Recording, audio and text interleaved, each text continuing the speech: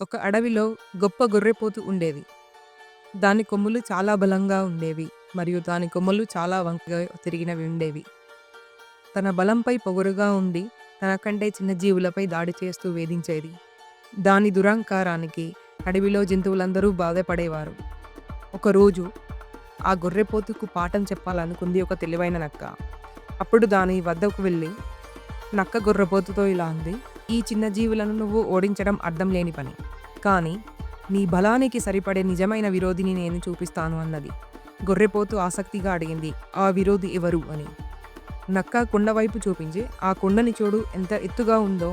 దానిని ఓడిస్తే అందరికీ నీ బలం తేటతెల్లమవుతుందని" చెప్పింది. పొగరుతో రగిలిపోయిన ఆ గొర్రెపోతు ఆ కొండ వైపు పరిగెత్తింది. తన కొమ్ములతో కొండను ఢీకొట్టింది. కొండ నుంచి కొంత ఇసుక రాలింది. దానితో మరింత కోపంతో దూరంగా వెళ్ళి వేగంగా పరిగెత్తుకుంటూ వచ్చి కొండను గట్టిగా ఢీకొట్టింది. ఆ ఢీకొట్టుడుతో దాని కొమ్ములు విరిగి పడిపోయాయి. దానిని చూసి ఆ గొర్రెపోతు అవాక్కైంది. ఆ రోజు దాని పొగరుకు పాఠం నేర్చుకుంది.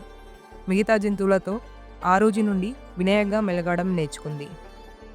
నీతి: మన ప్రత్యర్థి బలం, పరిస్థితుల తీవ్రత గురించి అర్థం చేసుకోకపోతే మన పిచ్చి ధైర్యం మనకే హాని కలిగిస్తుంది.